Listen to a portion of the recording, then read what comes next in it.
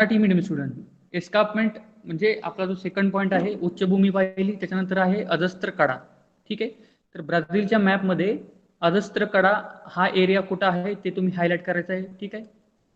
तर कुठं आहे, हा जो गुलाबी कलर मध्ये जो एरिया मी इथे शेड केलेला आहे, this is the great escarpment or the अजस्त्र कडा, right? So what is meant by basically the great escarpment? Escarpment means what? So we know that, so this area basically is the area of Brazilian highland. Okay, हा जो area आहे, आता मी red colour मध्ये जिथं line मी draw केली, तो area काय आहे, ब्राझिलियन हायलँडचा एरिया आहे, म्हणजे उच्चभूमीचा एरिया आहे. तिथं आपण पाहू शकता की त्याची जी हाईट आहे, ऑल्टिट्यूड आहे, ते येलो कलर आणि ब्राऊन कलर मध्ये इंडिकेट केलेलं आहे. ठीक आहे. कुठला एरिया, हा एरिया, बरोबर.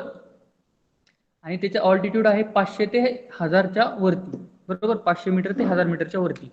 आणि एस्कार्पमेंट म्हणजे काय, तर the area which lies between these mountains and this Atlantic ocean. Okay, here is Atlantic ocean and the area which lies between these highlands and this Atlantic Ocean, the area is basically a very steep slope. The area is having very steep slope, that is known as the Great Escarpment. तर हा जो अजस्त्र कडा किंवा एस्कार्पमेंटचा जो area आहे, याला काय म्हणायचं नक्की, तर जो ब्राझिलियन हायलँड्स आहेत, म्हणजे जी उच्चभूमी आहे, जी आता इथं रेड कलरने मी ड्रॉ केलेली आहे, की त्याची उंची किती आहे, 500 ते 1000 मीटरच्या वरती आहे. म्हणजे हा सगळा माउंटेनियस एरिया आहे. आणि त्याच्या ईस्टर्न साईडला जर आपण बघितलं तर हा अटलांटिक ओशनचा रिजन आहे, बरोबर. आणि त्याच्यामध्ये काय आहे, जो एरिया आहे त्याला म्हणायचं एस्कार्पमेंट एरिया. तर एस्कार्पमेंट आणि अजस्त्रकडा त्याला मराठीत म्हणतात, म्हणजे काय नक्की, तर तो उताराचा एरिया आहे. ठीक आहे. माउंटन जे आहेत त्याचा जो उतार आहे, आणि अतिशय तीक्ष्ण उतार आहे, तो या समुद्राच्या किनाऱ्याच्या भागामध्ये आहे. आणि ह्याच ज्या उताराचा जो भाग आहे, माउंटन्सचा ज्या उताराचा जो भाग आहे, त्यालाच एस्कार्पमेंट किंवा अजस्त्र कडा असं मराठीतून असं म्हणतात. ठीक आहे. I hope you understand about this great escarpment. Okay okay.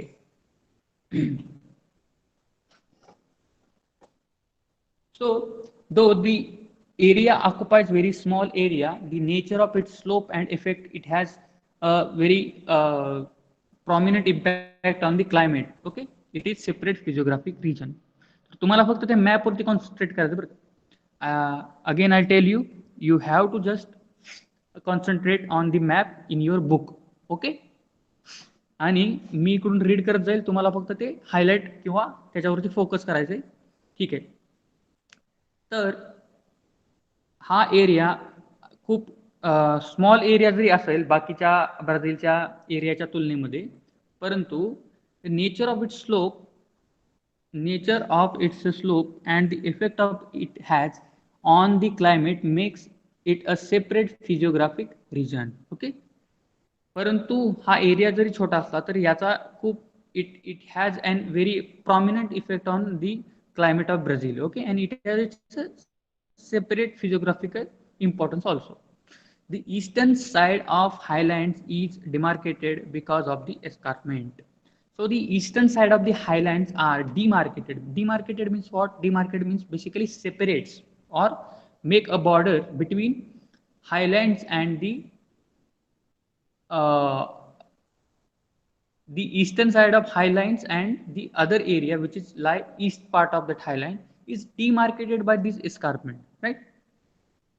तर जो हा ईस्टर्न साइडचा जो एरिया आहे हायलँडचा, हा एरिया जो आहे, ठीक आहे, हा एरिया इथं हायलँड्स आहेत लेफ्ट साइडला आणि ईस्टर्न साइडला प्लेन एरिया आहे, आणि त्यांच्या मधला जो एरिया आहे तो ग्रेट एस्कार्पमेंट म्हणून डिमार्केट झालेला आहे, म्हणजे हायलाइट झालेला आहे किंवा सेपरेट झालेला आहे. ठीक आहे. Okay. The region, the altitude of the escarpment is 790 meters. आणि याच एरियामध्ये altitude of the region is about 790 meters. आणि त्याच एरियामध्ये जे उंची आहे ती किती आहे 790 मीटर पर्यंत आहे. Okay. In some regions the height decreases gradually. The escarpment is very steep, particularly from Sao Paulo to Porto Alegre. Okay. Third, the escarpment area is basically an area with a very high steep. Okay. Particularly from Sao Paulo to Porto Alegre. Okay. So now you have to focus on the map, the city of Puerto Rico. ते इथं city दिलेली नाहीये, या map मध्ये mention केलेली नाहीये. ठीक आहे.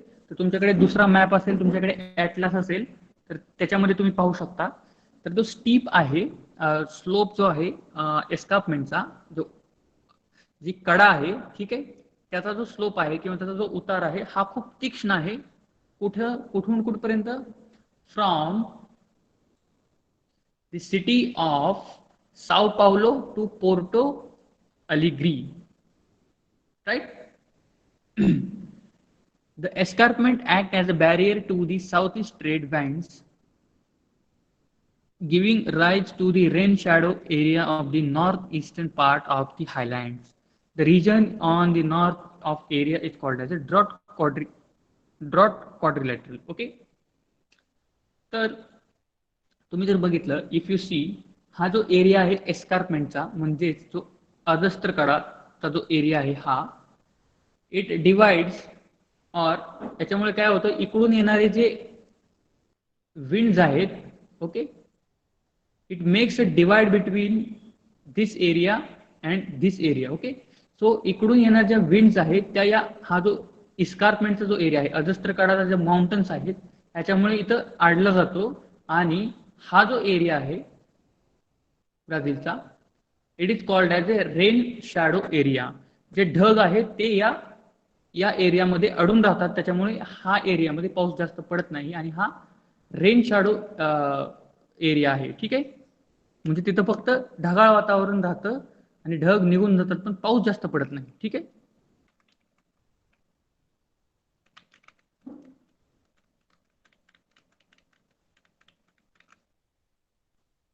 Okay. and the region on to the north of this area is called as a drought quadrilateral. तर त्याचा जो उत्तरेचा जो एरिया आहे एस्कार्पमेंटचा किंवा अजस्त्रकडेचा जो उत्तरेचा जो एरिया आहे त्याला काय म्हणायचं, पर्जन्य छायेचा प्रदेश. ठीक आहे. आणि त्या एरियाचं वर्णन कसं केलं आहे, आवर्षणाचा चतुष्कोन, ज्याला मराठीतून म्हणतात, that is drought prone quadrilateral. Okay. English मधून ड्रॉट क्वाड्रिलॅटरल असं म्हणतात आणि मराठीतून आवर्षणाचा प्रतिकोन असं म्हटलं जातं. Okay. Now coastal areas.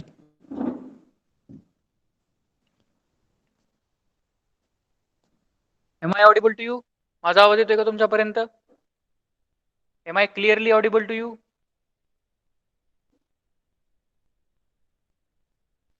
Oh, now let us study about the coast. Okay. Coast. Brazil has a coastline of about 7,400 kilometer. Now आता तुम्ही काय करायचंय, तुम्ही जो ब्राझीलचा समुद्र किनाऱ्याचा भाग आहे त्याच्यावरती तुम्हाला फोकस करायचा. ठीक आहे. कुठे आहे, कसा आहे, आजूबाजूला काय एरिया आहे, कोणत्या समुद्राला लागून आहे, त्याच्या शेजारी कोणकोणते एरियाज आहेत, ठीक आहे, अल्टिट्यूड किती आहे, हे तुम्हाला सगळं तिथं बघायचं मॅपमध्ये. Okay. and I will read out the sentence. So Brazil has a coastline of 7,400 kilometers. Okay. ब्राझीलची जी समुद्र किनाऱ्याची लांबी आहे ती 7,400 किलोमीटर पर्यंत आहे. Okay. One may divide that into two parts, namely northern and eastern coast. So we can divide the coastline in northern and southern coast. Okay. तर जो कोस्टलाईन आहे, जो समुद्र किनारा आहे, त्याला आपण दोन भागामध्ये विभाजित करू शकतो. एक तर उत्तरेचा समुद्र किनारा आणि दुसरा दक्षिणेचा समुद्र किनारा. Okay. The northern coast extends from Amapá province in the north to the Rio Grande do Norte in the east. Okay. So the north coast extends from Amapá province in the north to the Rio Grande de Norte in the east. तर ही दोन काय places आहेत. ठीक आहे. तर north कोस्टलाईनचा जो area आहे ठीक आहे. हा आता वरचा मॅप आपण पाहू शकतो याच्यामध्ये. तर दिला असेल, ठीक आहे. इथे सिटीची नाव दिलेली नाही आहेत बेसिकली. तर तुमच्याकडे जर ॲटलास असेल तर तुम्ही ॲटलासमध्ये पाहू शकता. ठीक आहे. You can see in atlas. तर the coastline of Brazil, the north coastline of Brazil is extends from Amapá province. Okay, Amapá province कोणता आहे तर तो नॉर्थ साइडला आहे, Amapá province. ठीक आहे. इथं मेन्शन केलेलं नाहीये. ओके, तर Amapá province पासून ते ईस्टकडे Rio Grande de Norte, Rio Grande do Norte in the east. ठीक आहे. इथपर्यंत नॉर्दर्न कोस्ट आहे तो पसरलेला आहे. ठीक आहे. जो उत्तरेकडचा समुद्र किनारा आहे ब्राझीलचा, तो या दोन शहरांमध्ये पसरलेला आहे. Okay, this can be called as north Atlantic coast. आणि याला काय म्हटलं जातं, उत्तर अटलांटिक समुद्र किनारा. Okay, from there eastern coast extends towards the south. आणि तिथून the eastern coast extend towards the south. आणि तिथून ईस्टर्न कोस्ट काय आहे, जो साऊथ पर्यंत पूर्ण साऊथचा जो एरिया आहे तो साऊदर्न कोस्ट असं म्हटलं जातं. The northern coast is characterized by the mouth of many rivers including the Amazon. Therefore, this region is a low-lying region. On the coast lie the Marajo and Sao Marcos Bays. Marajo is large coastal island located between mouth of river Amazon and river Tocantins. Okay. Now focus on this area. Okay, so the north coastline, here is the north coastline of Brazil, right? Okay, so if we closely look at this map, we can easily understand that the area of the coastline is low lying area, right? तर हा जो कोस्टचा area आहे, समुद्र किनाऱ्याचा जो उत्तरेचा area आहे ब्राझीलचा, तो काय आहे, प्लेन आहे. ठीक आहे, म्हणजे त्याची उंची आहे ती कमी आहे, ऑल्टिट्यूड कमी आहे. आणि याच्याच मध्ये ॲमेझॉन जी रिव्हर आहे, ही जी ॲमेझॉन रिव्हर आहे, ठीक आहे, याचं जे माउथ आहे, ह्याचं मुख जे आहे ते इथं या कोस्टलाईनला आहे. ठीक आहे. Okay,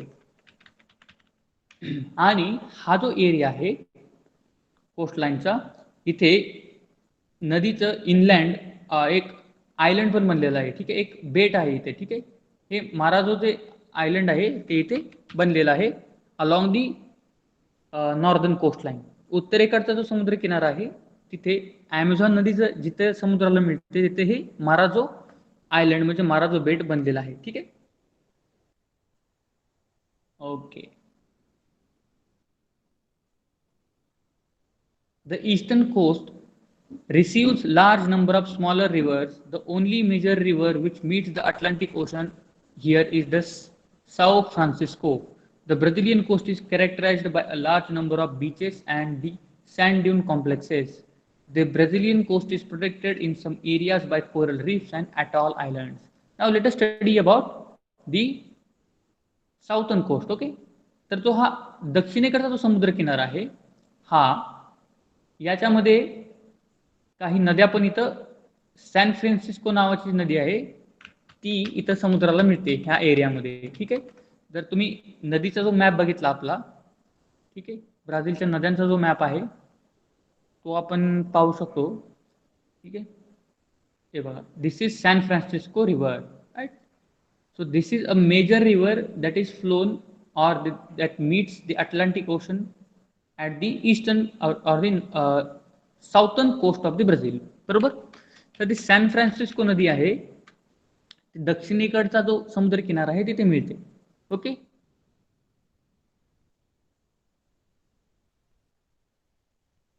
okay.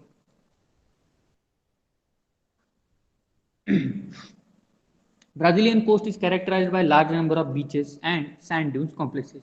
तर ब्राझिलियन ज्या कोस्टलाईन्स आहेत त्याचं एक कॅरेक्टरिस्टिक्स काय आहे, एक त्याचं युनिक फीचर काय आहे, वैशिष्ट्य काय आहे, तर ब्राझीलचे जे कोस्ट आहेत किंवा समुद्र किनारे आहेत त्याच्यामध्ये जे बीचेस आहेत, ठीक आहे, समुद्र किनारे जे आहेत, ठीक आहे, ते खूप प्रमाणात मध्ये आपल्याला पाहायला मिळतात. आणि सँड ड्यून्स म्हणजे काय, जे वाळूचे जे मोठे मोठे ड्यून्स आहेत, म्हणजे ड्यून म्हणजे काय, वाळूचा मोठा ढीग थोडक्यात, किंवा वाळूचा मोठा थोडासा हिल. त्याला मराठीमध्ये काय म्हणतात की वाळूगिरी, तटीय वालुकागिरी, ठीक आहे. पुळणी व तटीय वाळुकागिरी असं म्हणतात त्याला मराठीमधून. काही भागात किनाऱ्याचे रक्षण प्रवाळकट्टे आणि प्रवाळ बेटे यामुळे होते. आणि काही भागांमध्ये in some areas there are coral reefs also present, okay, and atoll islands also, okay. The plains, now let us study about the Brazilian plains. Plain म्हणजे कोणता area, if you remember, plain म्हणजे जो समुद्र सपाटीपासून जो low लेवलचा जो area असतो त्याला म्हणायचं प्लेन, ओके. जनरली जो ग्रीन एरिया आहे, डार्क ग्रीन, तो प्लेनचा एरिया आहे, ठीक आहे, okay.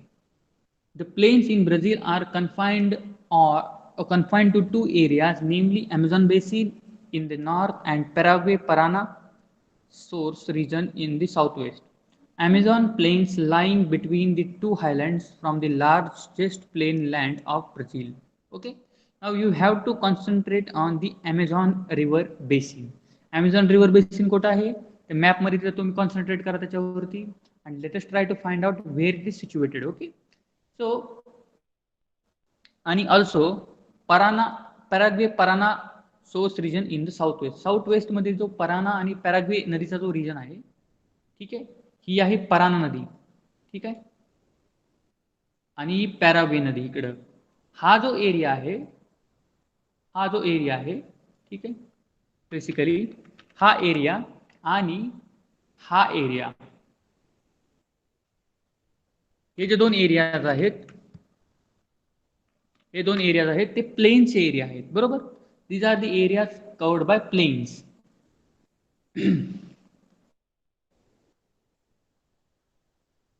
Amazon plain lying in the northeast parts of the Brazil generally slopes eastwards. Okay, so the Brazilian plain lying in the northern part of Brazil generally slopes eastward.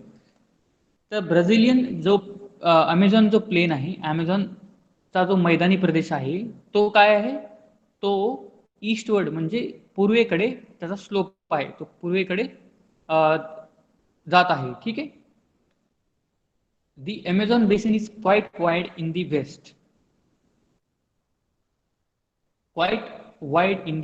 about 1,300 kilometers, and it narrows eastward. Its width is minimum where the Guyana highlands and the Brazilian highlands come closer. Okay, so the width of the Amazon basin is quite wide. Okay, तर तुम्ही जर map मध्ये व्यवस्थित पाहिलं, ही आहे Amazon river, right, okay. And this is the basin of Amazon river, बरोबर,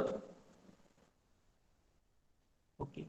If we look at this, at the eastern side, the basin of Amazon river here is large, right,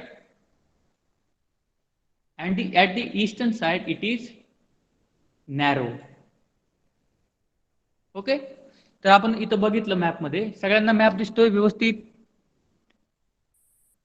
सगळ्यांना map visible आहे, okay. तर Amazon river basin आहे, त्याचा जो basin आहे, ठीक आहे, Amazon नदीचं जे खोर आहे ते वेस्ट साईडला जवळजवळ त्याची लांबी रुंदी ही 1300 किलोमीटर आहे, ठीक आहे. इकडं किती आहे, इट इज अबाउट 1300 किलोमीटर. आणि ईस्ट साईडला ती किती आहे, किती दिली आहे इथं, 240, बरोबर.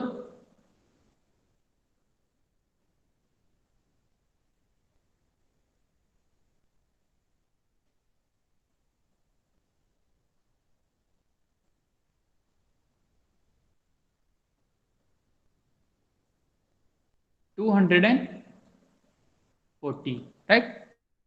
आणि जिथं हा गयाना हायलँड आहे, ठीक आहे. This is part of Guyana highland, right. And this is Brazilian highland. तर जिथं गयाना उच्चभूमी आणि ब्राझिलियन उच्चभूमी आहे, जिथे जवळ येतात त्या एरियामध्ये त्याची रुंदी खूप कमी आहे. ब्राझिलियन ॲमेझॉन रिव्हरच्या बेसिनची, ॲमेझॉन नदीच्या खोऱ्याची जी रुंदी आहे ती इथं पूर्वेच्या भागामध्ये, जिथं ब्राझिलियन हायलँड म्हणजे हा एरिया आणि हा एरिया जिथं जवळ आहे तिथं खूप कमी आहे. Okay, I hope you understand दिस.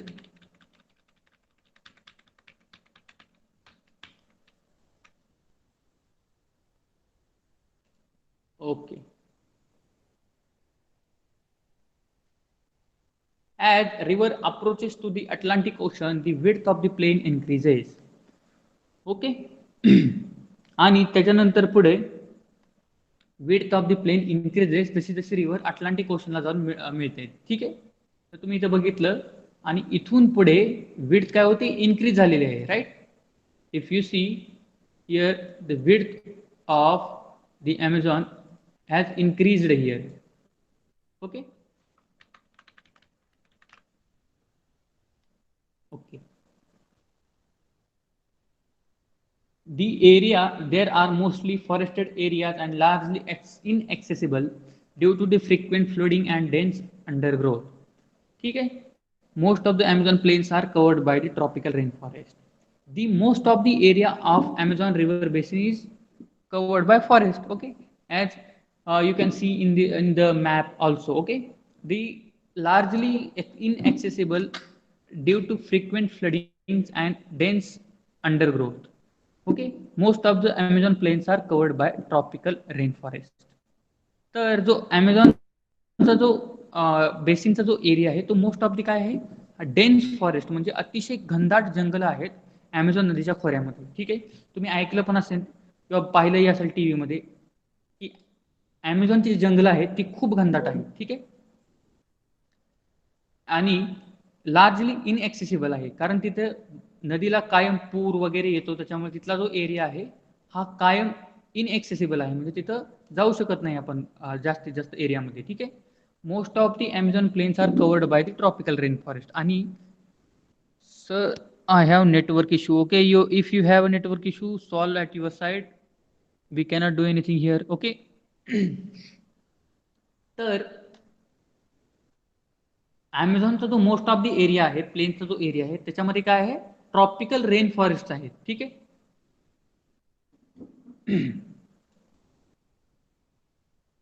उष्णकटिबंधीय वर्षावनी Amazonच्या जास्तीत जास्त एरियामध्ये पसरलेली आहे. ओके.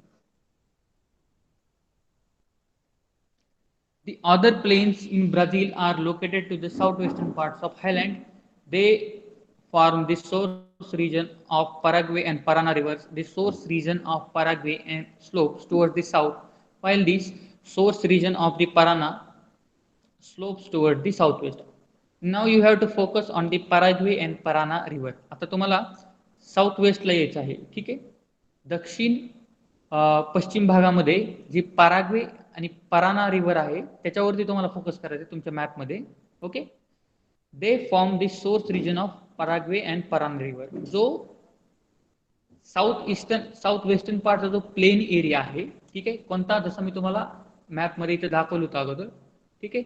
हा एरिया, आता जो Amazon रिव्हर बेसिन आहे तो नाही, हा एरिया. ठीक आहे. आणि हा एरिया जो आहे, हा एरिया काय आहे, इथं पॅराग्वे रिव्हर आणि इथं इथं पॅराग्वे रिव्हर आणि इथं पराना रिव्हर ओरिजिनेट होते आणि तो त्या नदीचा एरिया आहे.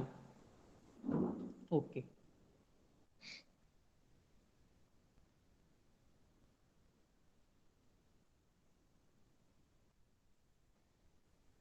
Okay. Now Pantanal is one of the largest wetlands in the world. It lies towards the southwestern part of the highland areas.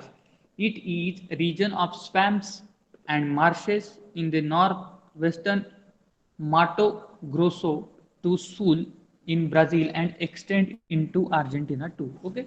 Now, Pantanal is one of the largest wetlands in the world. Okay. What is meant by wetlands? Basically, a wetland is a place where area is where the source of water is available. Okay, and the area may be a swampy or marshy. That is known as a wetland area. And Pantanal is one of the largest wetlands in the world. Okay, आणि ते कुठे आहे? तर पंटानाल हे काय आहे? पॅन्टनल. ठीक आहे. पॅन्टनल असं त्याचं प्रोनाऊन्सिएशन आहे. ठीक आहे. मराठीमध्ये किंवा इंग्लिशमध्ये त्याला आपण पंटनाल असं सुद्धा प्रोनाऊन्स करू शकतो. Okay, am I audible? माझा आवाज येतोय का तुमच्यापर्यंत स्पष्ट? Am I clearly audible? Okay. So the Pantanal हा उष्णकटिबंधीय भागातील जगामध्ये सगळ्यात मोठा पाणथळ प्रदेश आहे. ठीक आहे. आणि कुठल्या एरियामध्ये पसरलेला आहे तो? तर ब्राझिलियन हायलँडचा जो नैऋत्य भागात जो एरिया आहे त्याच्यामध्ये तिकडे तो पसरलेला आहे. ठीक आहे. पॅन्टनल हा दलदलीचा प्रदेश आहे आणि तो ब्राझीलमधील माटो ग्रासो दो सूल राज्यात आहे. ठीक आहे. So the Pantanal wetland is situated in the Mato Grosso do Sul state of Brazil. Okay. आणि पॅन्टनलचा विस्तार ब्राझील प्रमाणे अर्जेंटिना देशामध्ये पण आहे. ठीक आहे. Okay.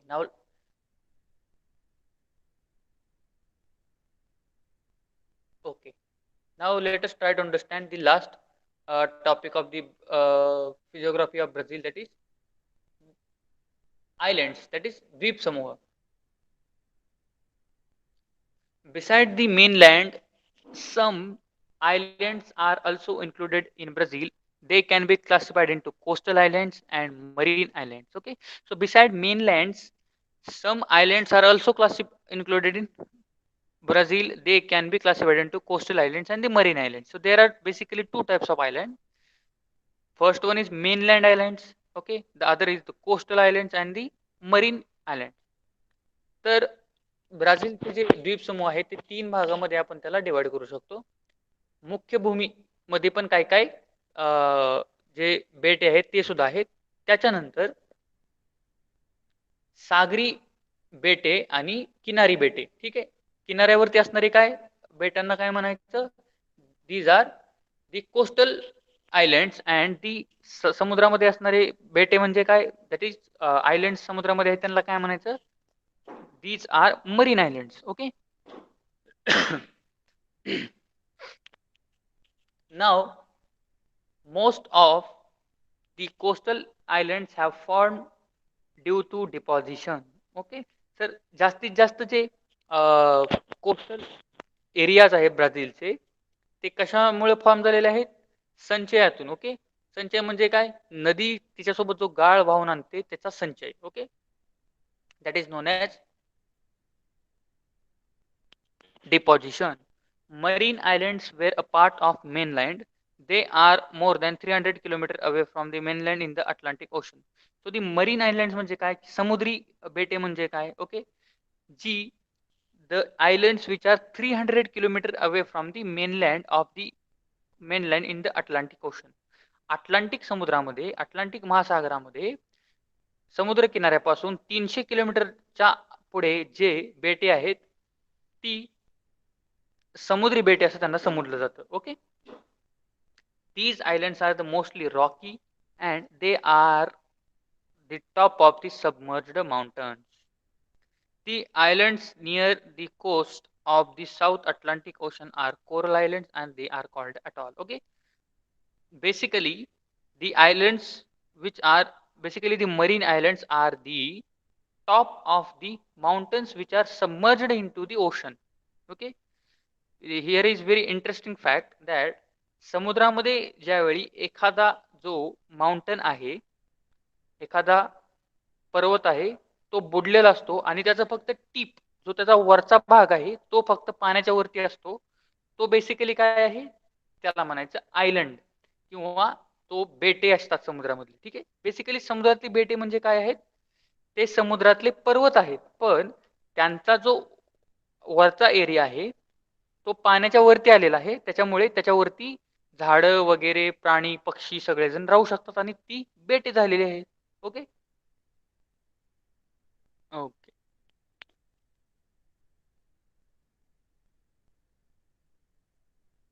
and they are called, and also the islands near the coast of the South Atlantic Ocean are coral islands and they are called atoll. So the islands near the coast of the Atlantic Ocean are coral islands, okay, and are called as atoll.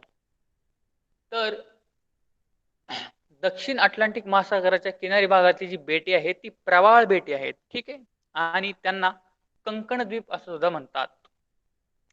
Okay, so this is all about the physiography of Brazil. Now let us try to understand the drainage system of Brazil. तर आपल्याला आता drainage system ब्राझीलची बघायची आहेत and दिस याच्यानंतर हा आपला chapter संपेल. Okay drainage.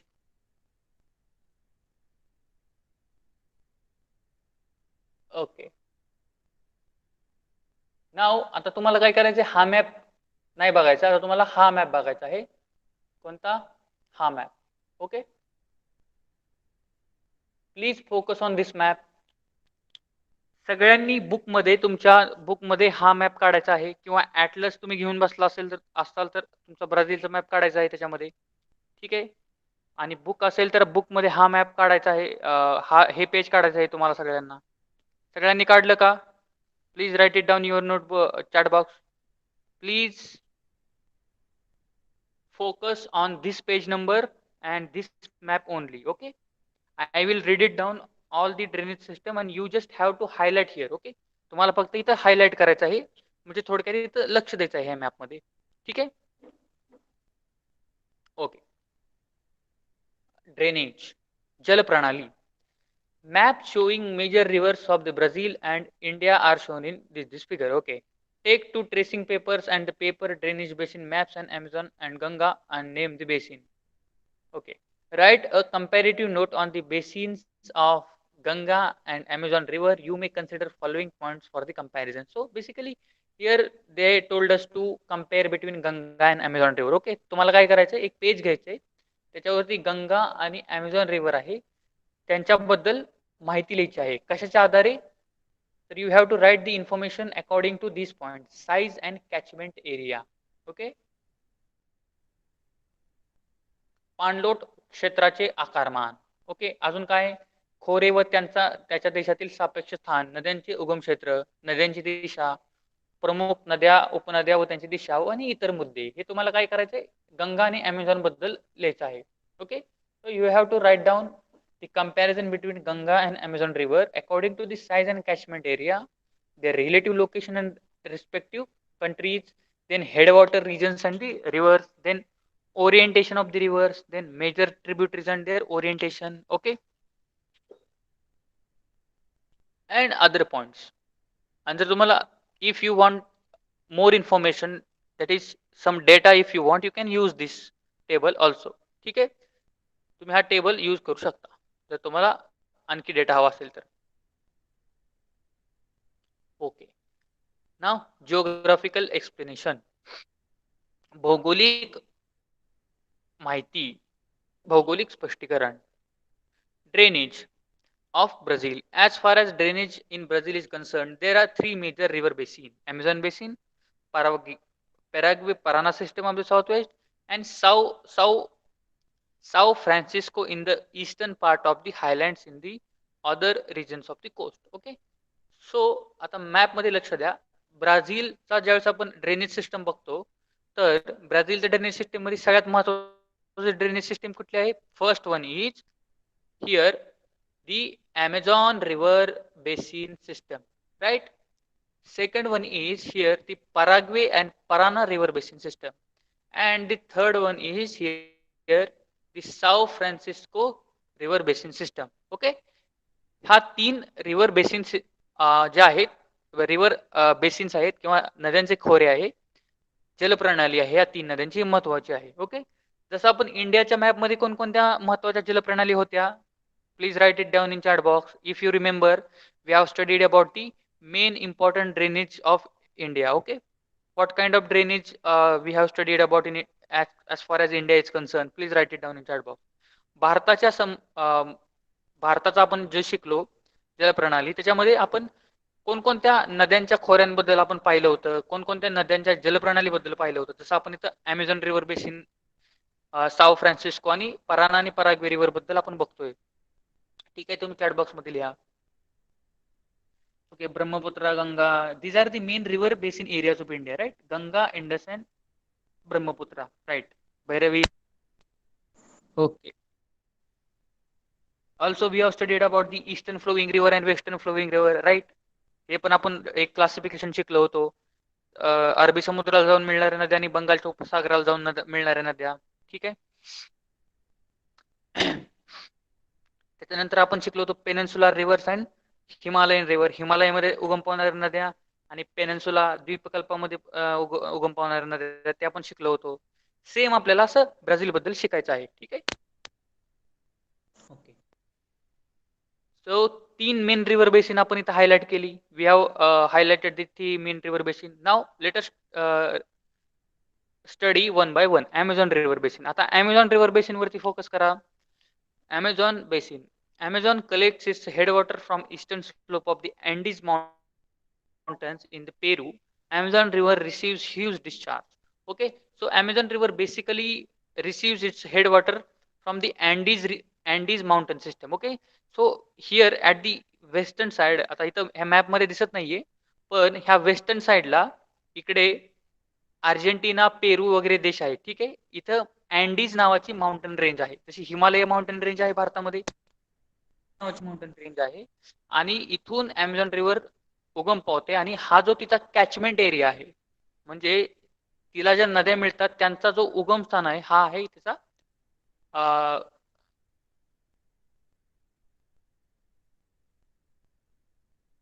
Receive huge discharge. इथून तिला डिस्चार्ज मिळतो, म्हणजे तिला खूप मोठा इथून ह्या एरियामधून होतो. Okay. As a result Amazon washes off the load of supplies to it from the catchment.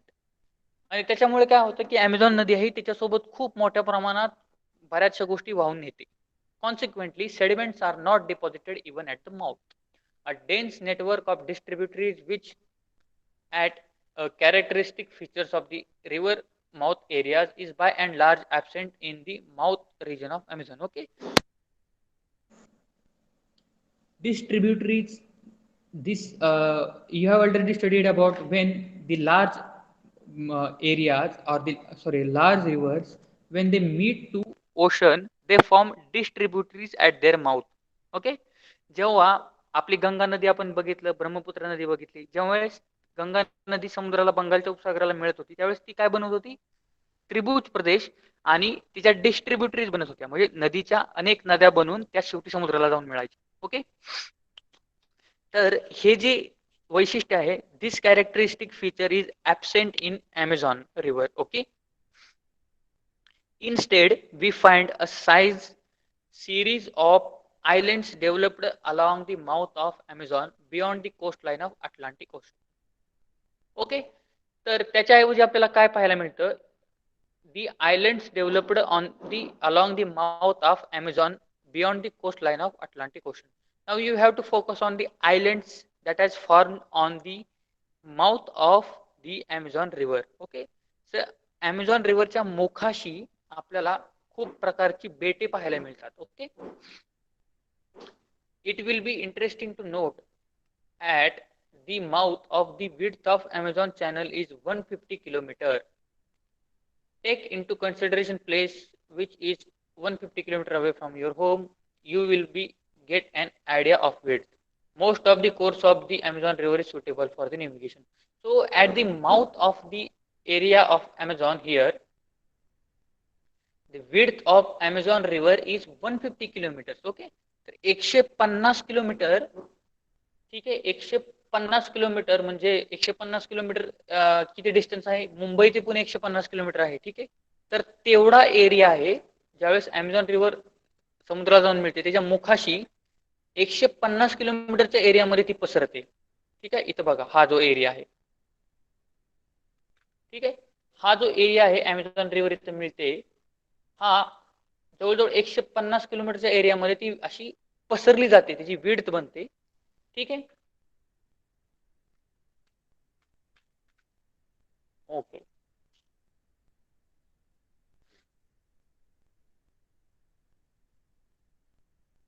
Now, Paraguay Parana river system. आता तुम्हाला you have to focus on the next river system. Okay, Paraguay and Parana. Okay, here.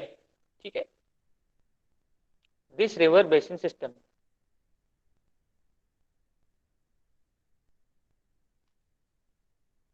Okay, these two rivers are located in the southwestern part of Brazil.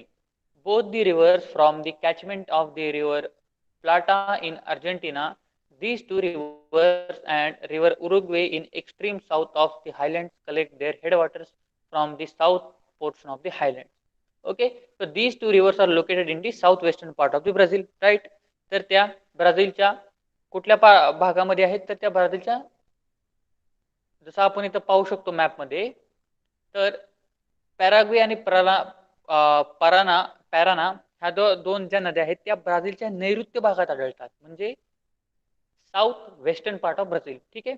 Also these two river दक्षिणेकडील Argentina देशातील प्लाटा नदीला मिळतात. ठीक आहे. And all these two rivers met into the river of Mata, right? Uruguay extreme south, these parts of the Brazil, okay, and both the rivers from the catchment of river Plata in Argentina.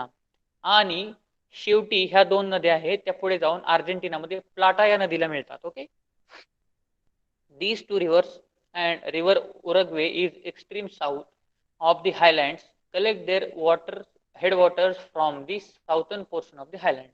Okay, तर ते उरुगे ही नदी जी आहे ती extreme साऊथला आहे आणि ती तिचं हेडवॉटर आहे म्हणजे तिचा जो पाण्याचा जो एरिया आहे तिला पाणी कुठून मिळत आहे तर हायलँडच्या म्हणजे उच्चभूमीचा जो दक्षिणेचा भाग आहे तिथून तिला पाण्याचा पुरवठा होत आहे. Okay, now next area. ठीक आहे, next river Sao Francisco.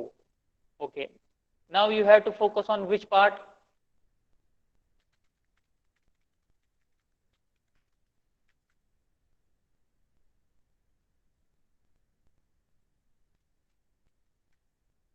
Okay, now our last area of river is remaining here, that is Sao Francisco River Basin, right? So this is the basin of Sao Francisco River. Now तुम्हाला आता इथं map मध्ये बघायचं आहे की ती river कुठे originate होते, कुठल्या डायरेक्शनला फ्लो करते. Okay, let's try to study about this.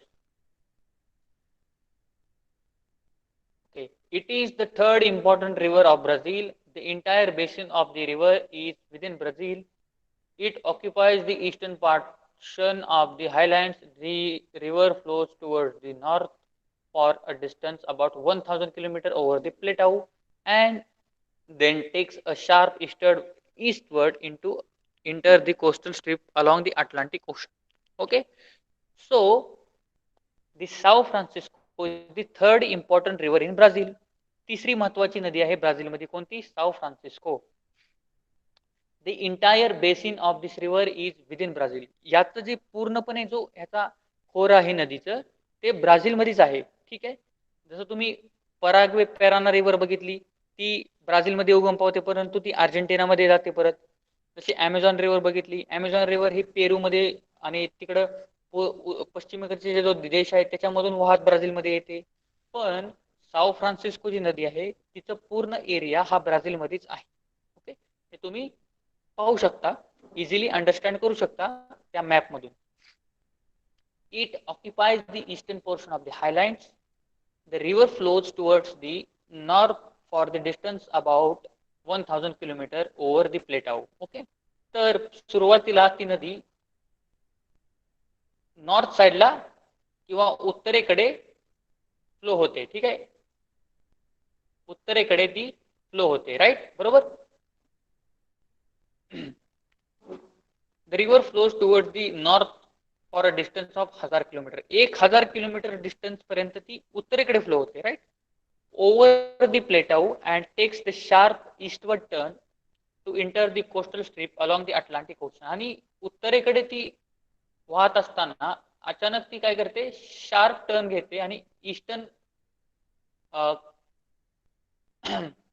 Eastern area म्हणजे पूर्वेकडे ती शार्प टर्न घेते आणि अटलांटिक समुद्राला जाऊन, अटलांटिक महासागराला जाऊन मिळते. The river is navigable for a distance about 250 kilometers in its downstream reaches. Okay, so river is navigable म्हणजे काय, so it is, we can travel through this river from boats or various other ships only at the downstreams in the area of 250 kilometers. Okay, तर Sao Francisco नदी आहे ना मुखाजवळील, ती जिथे समुद्राला मिळते तिथला जो 250 किलोमीटर नदीचा जो भाग आहे तो जलवाहतुकीस योग्य आहे. ठीक आहे. हो. नाव लास्ट टॉपिक, कोस्टल रिव्हर्स, किनारी प्रदेशातल्या नद्या. सो ब्राझीलच्या किनारी प्रदेशात अनेक कमी लांबीच्या नद्या आढळतात. ओके, देर आर व्हेरियस और many reverse in Brazil. Brazil's coastal area, the length of that rivers are very less, okay, at the coastal areas. Okay, so the coastal rivers basically are short rivers. Okay, किनाऱ्यावरील प्रदेशात दाट लोकवस्ती असल्यामुळे या नद्याही महत्त्वाच्या आहेत. Okay, so basically at the coastal area the population of Brazil is very high. That's why the coastal rivers play very important role in Brazil. Okay, तर Brazil मध्ये किनाऱ्यावर लोकवस्ती ही दाट आहे, त्याच्यामुळे या नद्याही महत्त्वाच्या आहेत. त्यापैकी परानिबा, इटापेकुरू या नद्या उत्तरेकडे वाहतात व उत्तर अटलांटिक महासागराला मिळतात. Okay, out of that Paraniba and Itapecu rivers flow towards north and then they meet Atlantic Ocean at north side. Now you have to focus on the river Itapecuru and Paraniba. Where are these rivers? If you focus here, okay, so this is Itapecuru river here. Okay, this is Itapecuru river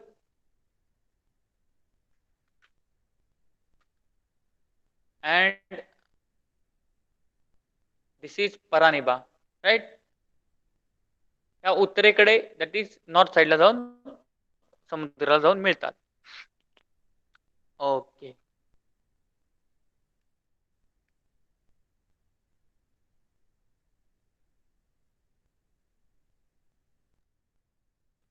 तर तिसरा chapter आपला इथे संपतो आहे. तिसरा lesson आपला आपण इथे कंप्लीट करतो आहे. बरोबर.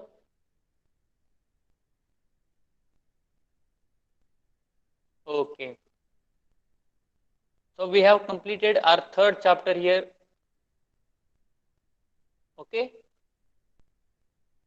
so we will start our next chapter in next lecture. Okay, and for you homework will be, आणि तुमच्यासाठी होमवर्क काय असेल,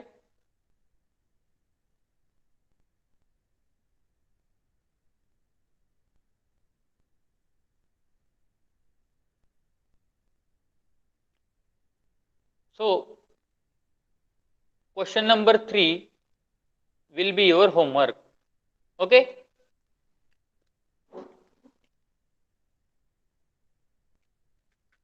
क्वेश्चन नंबर 3 मी तर हायलाइट करत आहे. दिसतोय का सगळ्यांना question number 3? Right short note. Right, समजला का सगळ्यांना होमवर्क? मराठी मीडियम सेमी इंग्लिशच्या स्टुडंटसाठी पण सेमच होमवर्क आहे. शॉर्ट नोट टिपा लिहा. बरोबर. तिसरा एक्सरसाइज मधील तुमच्या स्वाध्यायामधील तिसरा जो प्रश्न आहे टिपा लिहा. Okay, now we will end this lecture here. If you have any doubt you can ask me here. तिसऱ्या चॅप्टर मध्ये, in third chapter, do you have any doubt or do you have anything to ask me?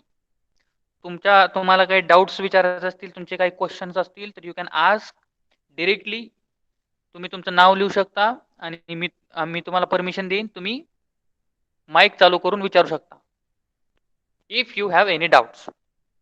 ठीक आहे, नसेल तर तुम्ही directly lecture quit करू शकता. Okay, no doubts, very good. ठीक आहे, so we will meet in next lecture. Bye everybody, good bye. Okay, take care, stay home, stay safe. Bye.